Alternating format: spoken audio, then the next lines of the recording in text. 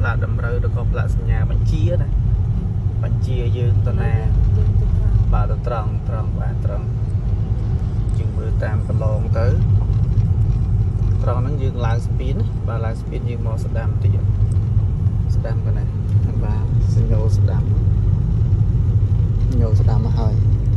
អានឹងឆ្វេងបាទតិចបាទតិចឲ្យគេទៅពន្ធចឹងយើងសារគេនេះគេនៅក្បាលអញ្ចឹងយើងឡើងស្ដាំដែរមើលកញ្ចក់ហ្នឹងតោះចូលងារទៅតិចហ្នឹងបាទយើងឡើងអាកន្លងនេះចឹងនេះយើងឃើញមានកណ្ដុះចឹងយើងស្មានតាមហ្នឹងណាស្មានកណ្ដុះតាមហ្នឹងទៅបាទឡើងស្ពានបាទនេះស្មានតាមហ្នឹងចូលងារតិចមកអូខេ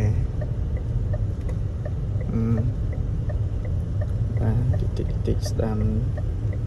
មើលតាមហ្នឹងតាមផ្លូវកោងអញ្ចឹងសញ្ញាព្រួយហ្នឹងចំប្លោះកដាលក៏បានដែរសញ្ញាព្រួយកដាលហ្នឹងចំប្លោះកដាលអញ្ចឹងទេអាកណ្ដុះជួយស្ដាំហ្នឹងចំគៀតនេះមួយទៅនេះមួយបាទអានឹងរបៀបស្មានដែលយើងបើកឡើងលើស្ពានឬក៏តាមកណ្ដុះតាមកន្លងហ្នឹងទៅមិនតិចមកអូខេ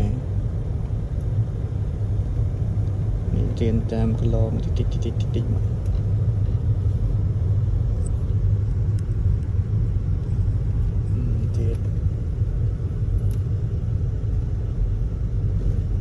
បាទ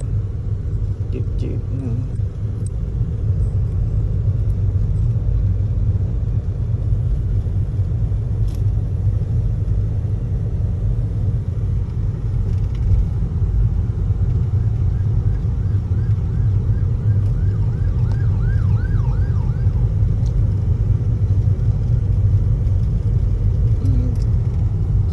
ឆ្វេងតិចដូរកន្លងទៅខាងឆ្វេងស្អីយើងធ្វើការបាត់ឆ្វេង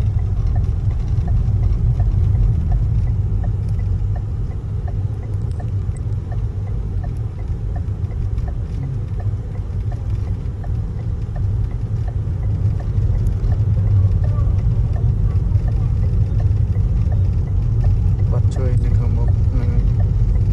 បាទបន្ថយទៅតិចមកផ្លាកសញ្ញានេះគេហាមបត់ត្រឡប់ក្រោយណាយើងហាមបត់ត្រឡប់ក្រោយយើងមិនអាចបត់ត្រឡប់ក្រោយបានទេផ្លាកសញ្ញានេះយើងអាចបត់ឆ្វេងទៅបាទ